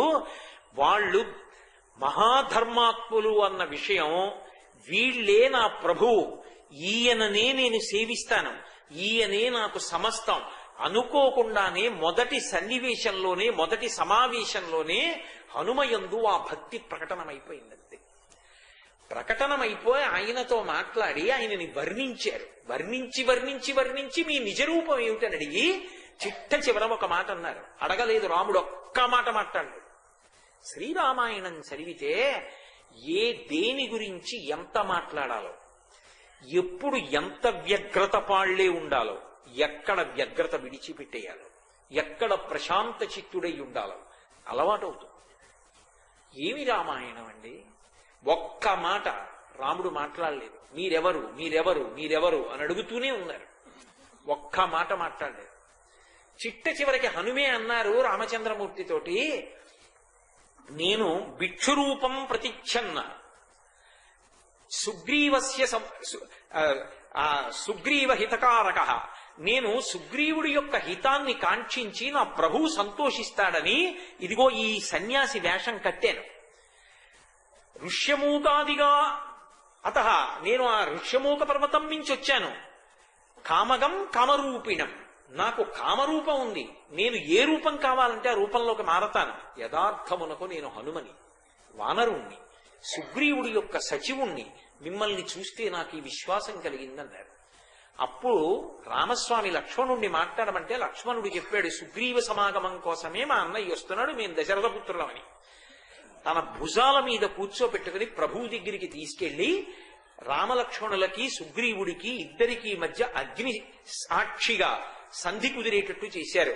తత్కారణము చేత మళ్ళీ ఆ సుగ్రీవుడికి రాజ్యప్రాప్తి భార్య ప్రాప్తి కలిగాయా లేవా? ఒక అత్యంత క్లిష్టమైన సన్నివేశంలో పరమ ప్రభుభక్తితో అంత గొప్పగా కార్యాన్ని చక్కపెట్టి సుగ్రీవుడి యొక్క వైభవాన్ని నిలబెట్టడానికి కారణమయ్యారు స్వామి హనుమ. ఆ నమ్మకమే ఇవాళ సీతాన్వేషణానికి వెడుతున్నప్పుడు కూడా నీ వలన మాత్రమే ఈ కార్యం జరగాలి అని సుగ్రీవుడు అనేటట్టు చేసింది. ప్రభు ఎప్పుడైతే నమ్మాడో రాముడు అప్పుడు నమ్మాడు. నమ్మి ఉంగరాన్ని తీసుకొచ్చి ఆయన చేతిలో పెట్టారు. అది సుగ్రీవుడు చెప్పినటువంటి మాటలు ఎంత సత్యములో, ఆయన ఎలా కట్టుబడతారో తనకి తానుగా నిరూపించుకున్నారు మహానుభావుడు. హనుమ అంటే వినయానికి పరాకాష్ఠ. సాధారణంగా వినయం పాడవడం అనేటటువంటిది ఏ కారణం చేతొస్తుంది అంటే, అదే పనిగా పొగిడారనుకోండి వినయం భ్రంశమవుతుంది. ఓహో నేనింత వాణ్ణనమాట అని ఒక ఆలోచన వస్తుంది. అందుకే పిల్లల్ని తండ్రి ఎన్నడూ వాళ్ళ ముఖం మీద పొగడరాదు అంటారు. కారణం ఏమిటి అంటే, తండ్రి పొగిడాడు అనుకోండి పాడవుతారు. ప్రోత్సహించాలంటే ఇంకా చదవాలరా అంటుండాలి. కాబట్టి ఆ వినయం భ్రంశమవడానికి కారణం కేవలం పొగట్ట. హనుమ జీవితంలో అగ్ని సదృశమైనటువంటి పరీక్ష ఒకటి ఆయన వినయానికి తటస్థించింది. ఒకటేమి ఎన్ని మాటలో తటస్థించాయి యథార్థానికి. కానీ ఆయన వ్యక్తిత్వం అటువంటి, అసలు ఆ వ్యక్తిత్వంలో ఇక అహంకారం పొడసూపే లక్షణం లేదు. అది ఎంత మహాత్ముడండి. ఒకప్పుడు కాకపోతే ఒకప్పుడు ఎవరికైనా అహంకారం పైకి లేస్తుంది. హనుమయందు మీకు అసలు ఆ లక్షణమే కనపడదు. అందుకే పిల్లల దగ్గర నుంచి పెద్దల వరకు అందరూ ఉపాసన చెయ్యవలసిన మూర్తి ఎవరైనా ఉంటే హనుమయే. మహానుభావుడు. ఒకప్పుడు ఇంద్రజిత్ యుద్ధానికి వచ్చాడు. అతికాయుడు, త్రిశిరస్సు వీళ్ళందరూ ఒకే రోజు చచ్చిపోయారు. చచ్చిపోతే రావణాసురుడు విశేషంగా మనసు కష్టపెట్టుకుని ఎవ్వరితో మాట్లాడకుండా సింహాసనంలో నిరుత్తురుడై కూర్చున్నాడు. అరే రే నా కొడుకుల మరణవార్త వినవలసి వచ్చిందే. పక్కన ఇంద్రజిత్ ఉన్నాడు. లేచి, నాన్నగారు బెంగ పెట్టుకోకండి, ఇప్పుడు నేను యుద్ధానికి వెడుతున్నాను, శత్రువులందరినీ నిగ్రహిస్తాను, సాయంకాలానికి మీకు శుభవార్త తీసుకొస్తాను అని వెంటనే వెళ్లి నికుంభలా హోమం చేస్తాడు. హోమం చేశాడు. భగ్గున అగ్నిహోత్రం పైకి లేచి ప్రదక్షిణంగా తిరిగింది. అందులోంచి వస్తుంది రథం. ఆ రథం ఎక్కడానికి అన్ని సిద్ధం చేసుకుని ఆ అక్షయబాణ తూణీరాలు కట్టుకుని, ధనస్సు కట్టుకుని, కవచం కట్టుకుని రావణాసురుడికి నమస్కారం చేయడానికి వచ్చాడు. రావణుడు ఆశీర్వచనం చేసి పంపించాడు. రథం ఎక్కి బయలుదేరాడు. ఎవరికి కనపడడిగా మేఘాల్లోకి వెళ్ళిపోతాడు. వెళ్ళిపోయి అక్కడి నుంచి నిజంగా మీరు శ్రీరామాయణం యుద్ధకాండ చూస్తే పరమ భయంకరమైన యుద్ధం. ఒక్క వీరుడు కూడా ఆయన్ని తట్టుకోలేకపోయాడు. అసలు అది ఒక పెద్ద జడివాన అలా కురిపించేశాడంతే బాణాలు. తెల్లవారుజామున ప్రారంభమైనటువంటి యుద్ధం సాయంకాలం వరకు నడిచింది. సాయంకాలం వరకు యుద్ధం నడిస్తే ఇంద్రజిత్ ఎక్కడున్నాడో తెలియలేదు బాణం వేయడానికి. అలా రథం ప్రయాణిస్తూ చేస్తాడు యుద్ధం, ఎవరికీ కనపడడు. సాయంకాలం అయిన తరువాత బ్రహ్మాస్త్ర ప్రయోగం చెయ్యాలని నిర్ణయించుకున్నాడు. హోమశాల దగ్గరికి వెళ్ళాడు, హోమం చేశాడు. అందులో నిత్తురు పోశాడు. అభిచారిక హోమాలు చేస్తూ ఉంటాడు. చేసేటప్పటికి అందులోంచి భగ్గున మంటలేచింది. బ్రహ్మాస్త్రాన్ని ఆవాహన చేసుకున్నాడు. ఆవాహన చేసుకుని రథం ఎక్కి మేఘంలోకి వచ్చాడు. వచ్చి బ్రహ్మాస్త్రాన్ని అభిమంత్రించి విడిచిపెడుతున్నాడు. ఆ వచ్చేస్తున్నటువంటి దాని శక్తికి మొత్తం భూమి కంపించింది. రామచంద్రమూర్తి కనిపెట్టారు బ్రహ్మాస్త్ర ప్రయోగం జరుగుతోందని. సమస్త సృష్టికి కారకుడైనటువంటి పితామహుడి పేరు మీద అస్త్ర ప్రయోగం జరుగుతోంది. దీనికి మనం గౌరవం ఇవ్వాలి. లక్ష్మణ తట్టుకో, పెద్ద ఆబోతు వర్షాన్ని తట్టుకున్నట్టు ఇప్పుడు వచ్చే బాణ పరంపరలను తట్టుకో. మనిద్దరం స్పృహ తప్పిపోయినట్టుగా నేల మీద పడిపోవడం తప్ప మార్గం లేదు. ఈ బ్రహ్మాస్త్రాన్ని ఎదిరించడం సాధ్యం కాదు, కింద పడిపోదాన్ని రమ్మని పడిపోయారు. ఉన్నవాళ్ళెవరు? ఒక్క విభీషణుడు. వరం ఉంది కాబట్టి విభీషణుడు తట్టుకున్నాడు. పైగా ఇంద్రజిత్తు యొక్క మాయలు తెలుసు కాబట్టి తట్టుకున్నాడు. హనుమ బ్రహ్మాస్త్రం ఆయన మీద కూడా వచ్చింది, ఆయన్ని బంధించదు, కానీ గౌరవం. అది బ్రహ్మగారి పేరు మీద వస్తున్న అస్త్రం, సృష్టికర్త. అది ఈ జాతి గొప్పతనం. బ్రహ్మగారు ఎటువంటి వాడో ఇంటికి తండ్రి అటువంటి వాడు. తండ్రికి గౌరవం లేకుండా బ్రతికిన కొడుకు ఒక కొడుక. ఆ కొడుకుని చూసి ఎవరు లోకంలో శ్లాఘించగలరు? ఎవరు ఆ కొడుకుని చూసి ముచ్చట పడగలరు? సృష్టి చేసిన బ్రహ్మగారి పేరు చెప్తే హనుమ అంతటి వారు ఆ అస్త్రానికి తనంత తాను కాసేపు కట్టుబడి నమస్కారం చేసి విడిచిపించుకున్నారు. ఎందుకని అంటే అటువంటి బ్రహ్మాస్త్రానికి నేను కట్టుబడనంటే గౌరవం కాదు, అందుకుని కట్టుబడ్డారు తప్ప ఆయన్ని కట్టదు. నమస్కారం చేశారు, విడిచిపెట్టేసి. ఒక్క విభీషణుడు ఉన్నాడు, ఒక్క హనుమ ఉన్నారు. 67 కోట్ల మంది వానరులు పడిపోయారు ఆ రోజున. నేను అబద్ధం చెప్పాను అనుకుంటే మీరు రామాయణం చదవండి. 67 కోట్ల మంది వానరులు. అందులో ఎవరు సామాన్యులు కారు. తారుడు, సుషేనుడు, గంధమాదనుడు, ద్విజుడు, మైందుడు, ఇటువంటి వాళ్ళందరూ కూడా పడిపోయారు. జాంబవంతుడు. కొంతమందికి చేతులు కాళ్ళు విరిగిపోయాయి, కొంతమంది ఎముకలు విరిగిపోయాయి, కొంతమంది నెత్తురంతా ఓడిపోయి రంగు మారిపోయింది. కొన్ని కోట్ల మంది చచ్చిపోయారు. ఇంతమంది వానరులు పీనుగ పెంటలు కింద పడిపోయారు. ఇన్ని కుప్పలు పడిపోయాయి. పడిపోతే ఇంద్రజిత్ సంతోషంగా ఇంటికి వెళ్ళిపోయాడు. తండ్రి, అయిపోయింది యుద్ధం, వెళ్లి చూడు, కావాలంటే నేల మీద పడిపోయి ఉన్నారు రామలక్ష్మణులు. ఏ ఒక్క వానరుడు లేచి లేడు. సంతోషంగా విజయధ్వానం చేస్తూ రాక్షస సైన్యం లోపలికి వెళ్ళిపోయింది. ఒక్క విభీషణుడు, ఒక్క హనుమ, అంతే ఇద్దరే. నిజంగా మీరు యుద్ధకాండ తరుగుతుంటే ఒళ్ళు గగుర్పొడుస్తుంది. అందుకే అన్నాడు అగస్త్య మహర్షి, రావణుడే పాటి ఇంద్రజిత్ ప్రమాదకారి అన్నాడు. కాగడా పట్టుకుని అసలు ఎవరైనా ప్రధానమైన వాళ్ళు బతికున్నారా, అందరూ వెళ్ళిపోయారా, చూద్దాం రా హనుమ అని కాగడా పట్టుకుని వెతుకుతున్నాడు. అంత పెద్ద యుద్ధ భూమి. జాంబవంతుడు కనపడ్డాడు, కింద పడిపోయి ఉన్నాడు, పెద్దవాడు. వెళ్ళి విభీషణుడు అన్నాడు, జాంబవంతుడా జాంబవంతుడా అని పిలిచాడు. పాపం ఆయనలో పెద్ద కదలిక కనపడలేదు. నువ్వు ప్రాణములతోనే ఉన్నావా అని అడిగాడు. ఆయన కళ్ళు విప్పలేదు. విప్పకుండా అన్నాడు, ఎవరు జాంబవంతుడంటే? త్రివిక్రమావతారానికి 21 మాటలు ప్రదక్షిణం చేసినవాడు, అంతటి మహాబలశాలి. అలా పడిపోయాడు. అన్నాడు, నన్ను ఎంత తీవ్రంగా కొట్టాడంటే కనురెప్ప పైకెత్తలేను, అంత శోషించిపోయాయి ప్రాణాలు. కానీ నీ కంఠాన్ని బట్టి గుర్తుపడుతున్నాను, నువ్వు విభీషణుడివి కదూ అన్నాడు.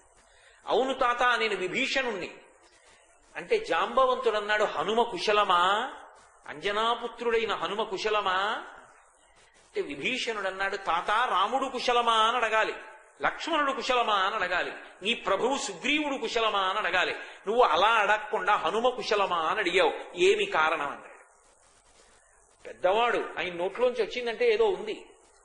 వెంటనే జాంబవంతుడు అన్నాడు, అస్మిన్ జీవతి వీరేతు హతమప్య హతం బలం హనుమద్యుజ్జిత ప్రాణే జీవంతోపి వయం హతాహ. మొత్తం మన సైన్యం అంతా చచ్చిపోయినా సరే హనుమ ఒక్కరు బ్రతికుంటే అందరూ బ్రతుకుతారు. మన సైన్యం అంతా బ్రతికున్నా సరే హనుమ ఒక్కరికి జరగరాని అమంగళం జరిగితే అందరూ బ్రతికున్నా చచ్చిపోతారు. అందుకు అడిగాను, హనుమ ఉన్నారా అని అన్నాడు. నాకు చెప్పండి, తన కళ్ళ ముందు 67 కోట్ల మంది పడిపోయి ఉన్నారు రామలక్ష్మణులతో కలిపి. పడిపోయి ఉండగా తిరుగుతున్నది హనుమ ఒక్కరే, విభీషణుడు కాకుండా వానరుల్లో. ఇప్పుడు ఈ మాట జాంబవంతుడంటే ఏమనాలి హనుమ? కనీసం విభీషణుడి వంకి ఇలా చూసి అనాలి, చూసావా అని. అలా అనలేదు. గభాలను వంగి జాంబవంతుడి 2 పాదములు పట్టుకుని, తాతా హనుమ నిన్ను కుశలమడుగుచున్నాడు. ఏమి మాట అండి, నిజంగా ఏమి అద్భుతం అండి. నిలబడి కాదు, పోని వంగి, పెద్దవాడు. ఆయన కింద పడిపోయి ఉన్నాడు. ఆయన ఇంత శక్తివంతుడు హనుమ అని చెప్తున్నారు. ఈయన వంగి ఆయన 2 పాదాలు పట్టుకున్నారు. పట్టుకుని తాత హనుమ నిన్ను కుశలమడుగుచున్నాడు. జాంబవంతుడు సంతోషపడిపోయి మెల్లగా మాట పెగల్చుకుని అన్నాడు, అదేం తేలిక పని కాదు, పక్కింటికి వెళ్ళి మందు సీసా పట్రా కాదు. ఎక్కడో కాంచనలంక 100 యోజనముల లవణ సముద్రానికి ఆవలి ఒడ్డునుంది. చీకటి పడిపోయింది. పైగా హనుమ ఈ క్షణంలో నువ్వు ఇక్కడి నుంచి బయలుదేరి ఉత్తర దిక్కున కైలాస పర్వతం దగ్గరికి వెళ్ళాలి. కైలాస పర్వతానికి వృషభ పర్వతానికి మధ్యలో సంజీవని పర్వతం ఉంది. దాని యొక్క శిఖరం మీద కొన్ని ఓషధులున్నాయి. అవి సంజీవని, విశల్యకరణి, సంధానకరణి, సవర్ణకరణి. విశల్యకరణి అంటే ఎముకల శరీరం లోపల ఉండిపోయినటువంటి బాణపు ములుకులు ఊడి పడిపోతాయి. ఆ ఓషధి తగలిస్తే, దాని గాలు తగిలితే చాలు పడిపోతాయి. సవర్ణకరణి రక్తం అంతా ఓడిపోయి రంగుపోయినటువంటి వాళ్ళు మళ్ళీ ఉత్సాహంగా రంగు పొందేసి బలం పొందేసి లేచిపోతారు. అలాగే సంధానకరణి ఎముకలు విరిగిపోయిన వాళ్ళకి ఎముకలు అంటుకుంటాయి ఆ ఓషధి వాసన తగిలితే. సంజీవని చచ్చిపోయిన వాళ్ళు బతుకుతారు ఆ ఓషధి వాసన తగిలితే. కాబట్టి నువ్వు ఇప్పుడు ఆ 4 ఓషధులు ఉత్తర క్షణంలో పట్రావాలి. రామలక్ష్మణులతో కలిపి పైకి లేస్తారు. ఎందుకని అంగుళం చోటు లేకుండా కొట్టేశాడు బాణాలు పెట్టి రామలక్ష్మణుల్ని కూడా. అంతమంది కాళ్ళు, చేతులు, ఏనుగులు, గుర్రాలు. ఒకటేమిటంటే అసలు వాల్మీకి మహర్షి వర్ణన చూడాలి. కుప్పలే, ఎక్కడ చూసినా ఏవి శరీరాలు కలిసి లేవు, ముక్కలైపోయి పడిపోయి ఉన్నాయి. అంతే తాత అలాగే ఒక మెరుపు మెరిసింది. ఉత్తర క్షణంలో వెళ్లారు, పర్వతం ఎక్కారు, పీడించారు. ఆయన బలం అంటే అటువంటిది. అందుకన్నాడు సుగ్రీవుడు, దేశకాలానువృత్తిశ్చ నయశ్చ నయ పండిత గతిర్వేగశ్చ తేజశ్చ లాఘవంచ మహాకపేహే తయ్యేవ హనుమన్నస్తి బలం బుద్ధి పరక్రమ అన్నాడు. వెళ్లి పర్వతం మీద నిలబడి పర్వతాన్ని పీడించి పైకి ఎగరడానికి సిద్ధపడుతుంటే లంకాపట్టణ గోపురాలు విరిగి కింద పడిపోయి సముద్రం కదిలిపోయింది. ఒక్క ఎగురు వెగిరి వెళ్లి ఆయన వేగం అటువంటి గతిర్వేగశ్చ తేజశ్చ, అంత వేగంతో ఉత్తర క్షణంలో కైలాస పర్వతం దగ్గర దిగిపోయారు. ఎవరున్న ప్రదేశాలు ఇంకొకడైతే అడుగు తీసి అడుగేయుడు. మీరు వర్ణన చూడాలి. సూర్య భగవాను విశ్వకర్మ కూర్చోపెట్టి చిత్రియ పట్టినటువంటి ప్రదేశం. పరమశివుడు తన త్రిశూలాన్ని ఒక చోట పెట్టుకుంటాడు. ఆ త్రిశూలాన్ని పెట్టుకునేటటువంటి ప్రదేశం బ్రహ్మగారి సదనం, పరమశివుని యొక్క సదనం, సూర్యుడు ఉదయించేటటువంటి ప్రదేశం, దేవతలు తిరిగేటటువంటి ప్రదేశాలు. ఒక చోట ఇలా ఆగలేదు. నా ప్రభువుని రక్షించుకోవాలి. సంజీవని పర్వతం దగ్గరికి గబగబా వెళ్లారు. ఎవరో వస్తున్నాడు ఓషధుల్ని తీసుకెళ్లడానికి. పర్వతం ఓషధుల్ని దాచేసింది. కన్నులు ఎర్రబడ్డాయి హనుమకి. నా ప్రభువుని రక్షించుకోవడం కోసం నేను వస్తే ఓషధులు దాస్తావా? పర్వతాన్ని పెకలించి తీసుకుపోతానని పర్వతాన్ని పెకలించి చేత్తో పట్టుకున్నారు. సూర్యుడికి ఎదురుగుండా పెడుతున్న సూర్యుడు ఎలా పెడతాడో అలా ఆకాశ మార్గాల్లో ఉత్తర క్షణంలో వచ్చేశారు. ఆ ఓషధులు ఎవరి కోసం తెచ్చారో వాళ్ళకే పనిచేస్తాయి. అందుకే చచ్చిపోయిన రాక్షసులున్నా వాళ్ళకి పనిచేయలే. ఈ 4 ఓషధుల యొక్క గాలి తగిలిందంటే చచ్చిపోయిన వాళ్ళ దగ్గర నుంచి ఎముకలు విరిగిపోయిన వాళ్ళు, నెత్తురు ఓడిపోతున్న వాళ్ళు, ఇంతకు ముందు దెబ్బలు తగిలిన వాళ్ళు అందరూ యుద్ధానికి వచ్చినప్పుడు ఎంత నవనవలాడుతున్నారో అంతమంది లేచిపోయారు. లేచిపోయి జయహో రామచంద్ర ప్రభువుకి అన్నారు. అబ్బా అంత దూరం వెళ్లి తెచ్చాను, మళ్ళీ ఈ పర్వతాన్ని ఎవడ పట్టుకెళ్తాడు ఎదురో ఆయన అనలేదు. ఉత్తర క్షణంలో మళ్ళీ పట్టుకెళ్లి సంజీవని పర్వతాన్ని ఎక్కడున్న దాన్ని అక్కడే ఉంచి తిరిగి వచ్చి, మీరు రామాయణం చదవాలి. వానర పెద్దలందరూ నిలబడ్డారు. ఎంత గొప్ప పని చేశావయ్యా హనుమా అని. ఆయన ముందు నిలబడితే పేరున పెద్దలందరికీ శిరస్సు వంచి నమస్కరించి పాదములు పట్టి నమస్కరించారు. ఉంగరం పట్టుకుని వెళ్లేటప్పుడు రామచంద్రమూర్తికి వంగి నమస్కారం చేసి పాదాలు పట్టుకుని నమస్కారం చేసి వెళ్లారు. నీ పని మీదేనండి వెడుతున్నాను అనలేదు. అది ఆయన భక్తి అంటే, అది ఆయన వినయం అంటే, అది ఆయన బలం అంటే, అది ఆయన కృతజ్ఞత అంటే. అందుకే హనుమ పేరు చెప్తే చచ్చిపోయేవాడు కూడా బతుకుతాడనడానికి కారణం అదే. ఆయనని నమ్ముకున్నవాడు చెడిపోవడం అనేటటువంటిది లోకంలో ఉండదు. ఈ విషయం మనందరికీ బాగా అర్థం కావాలనే సీతమ్మ 2 శ్లోకాల్లో ఈ విషయం సుందరకాండలో చెప్తుంది. అందుకే ఆ 2 పైకి శ్లోకాలు అంటారు, కానీ వాటిని మహామంత్రములని అంటారు.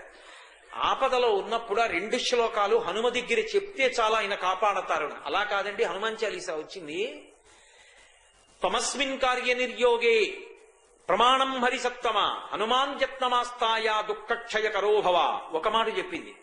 రెండో మాట మళ్ళీ తమస్మిన్ కార్య నిర్యోగే ప్రమాణం హరిసత్తమ రాఘవస్తత్సమారంభాత్మయత్న పరోభవేత్ రెండో మాట చెప్పింది. ఈ రెండిటినీ కూడా పెద్దలు సుందరకాండలో మహామంత్రాలని పిలుస్తారు, శ్లోక రూప మంత్రాలంటారు.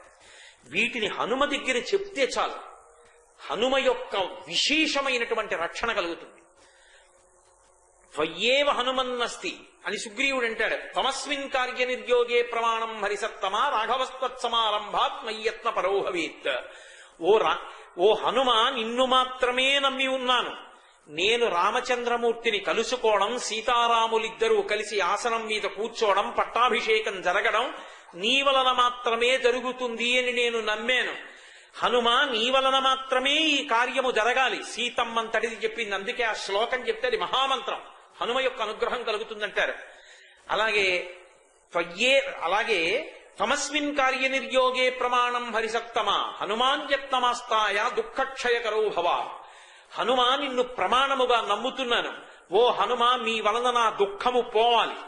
ఈ శ్లోకాన్ని ఎవరు హనుమ దగ్గర చెప్పినా కూడా ఆనాడు సీతమ్మ చెప్పినది ఎలా నిజమైందో అలాగే ఎటువంటి వారి దుఃఖమైనా సరే ఉపశమనాన్ని పొందుతుందంటారు. హనుమ అంటే హనుమయే. అంతటి మహావీరుడు, అంతటి అనుగ్రహ ప్రదాత, అంత తేలిగ్గా పలికే దైవం లోకంలో లేడు. అంతటి మహానుభావుడు హనుమంటే. ఆయన సాధించలేంది లేదు. అయినా కూడా ఒక్కనాడు ఆయనలో అహంకారం ఉండదు. ఒకప్పుడు సీతమ్మే అడిగింది, హనుమ, ఈ లంకాపట్టణాన్ని చేరుకోవాలి అంటే 100 యోజనముల సముద్రాన్ని దాటి రావాలి.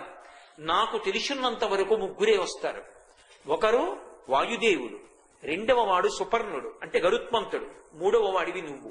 ఆమె అంత తెలియని అమాయకురాలు కాదు. ఈ ముగ్గురే రాగలరు. మరి రేపొద్దున్న రావణాసురుడితో యుద్ధానికి వచ్చేటప్పుడు రామచంద్రమూర్తితో ఎంతమంది వానరులు రాగలరు? ఎంతో మంది వానరులు వచ్చి కూడా ఉత్తర తీరంలో ఉండిపోయారా? మరి రాముడితో ఎవరొస్తారు?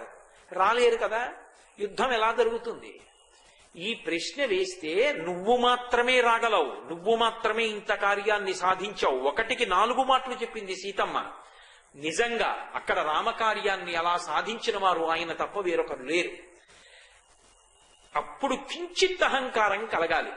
ఆయన అన్నారు, అమ్మా, మద్విశిష్టాశ్చ తుల్యాశ్చ సంతి తత్ర వనౌకసః మత్త ప్రత్యవర కశ్చిన్ నాస్తి సుగ్రీవ సన్నిధౌ. అది చెప్పడం కూడా ఎంత అందంగా చెప్తారంటే, అమ్మా, నీకు తెలియని నీజ, ప్రభువులు పట్టమహిషి దగ్గరికి పంపించేటప్పుడు, రాణివాసానికి సందేశం పంపించేటప్పుడు తన దగ్గర ఉన్న పరివారంలో అందరికన్నా తక్కువ బలం ఉన్నవాడు ఎవరుంటాడో అటువంటి వాడినే రాణివాసానికి పంపిస్తారు దూతగా. నన్ను పంపించారు రామచంద్రమూర్తి అంటే దాని అర్థం ఏమిటమ్మా? నేనా బలవంతుణ్ణి? నాకన్నా అధిక బలం ఉన్నవారు, 10 ఏనుగుల బలం ఉన్నవారు, 100 ఏనుగుల బలం ఉన్నవారు, 1000 ఏనుగుల బలం ఉన్నవారు, 10,000 ఏనుగుల బలం ఉన్నవారు ఆకాశం అంతటా సంచరిస్తున్నారు వానరులు.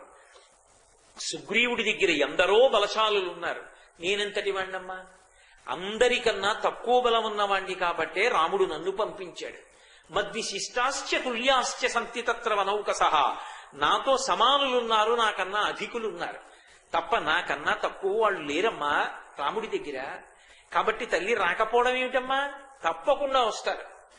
మహానుభావుడు నిజంగా ఆయన మాట, ఆయన వినయం, అబ్బబ్బబ్బా! హనుమ పాదములు పట్టుకున్న వాడెవరో అటువంటి వాళ్ళందరికీ కూడా అటువంటి వినయం వస్తుంది. ఆ వినయం గొప్ప శోభస్కరమైనటువంటి భూషణం. ఆ వినయం లేనప్పుడు, అహంకారం పెచ్చరిల్లిపోయినప్పుడు ఎన్ని సుగుణములు ఉండనివ్వండి, అవి ఏవీ కూడా పనికిరావు. శ్మశానంలో కట్టిన భవనంలా ఉంటుంది. ఎవరు పెడతారు దాని దగ్గరికి? అదే రావణాసురుడు. శ్మశాన చైత్య ప్రతిమో భూషితోపి భయంకర అంటారు వాల్మీకి మహర్షి. శ్మశానంలో కట్టిన గొప్ప ప్రాసాదం ఎంత గొప్పదైతే కావచ్చు, ఎవరు వీళ్ళు అందులో ఉంటారు, ఎవరు పడుకుంటారు అందులో. ఎన్ని గుణములు ఉన్నా అహంకారగ్రస్తమైనటువంటి జీవితం 10 మందికి పనికొచ్చేది కాదు. వినయం ఎక్కడుంటుందో అక్కడ లోకానికి పనికొస్తారు.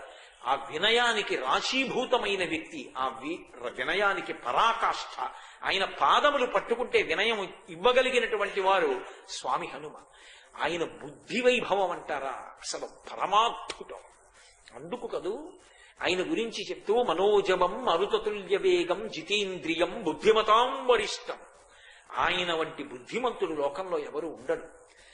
ఎంత కీలకమైన సన్నివేశం కానివ్వండి, ఆయన విచారణ చేసేటటువంటి తీరు పరిశీలనం చేస్తే అబ్బా ఏమి అద్భుతమైనటువంటి బుద్ధి రాయింది అనిపిస్తుంది.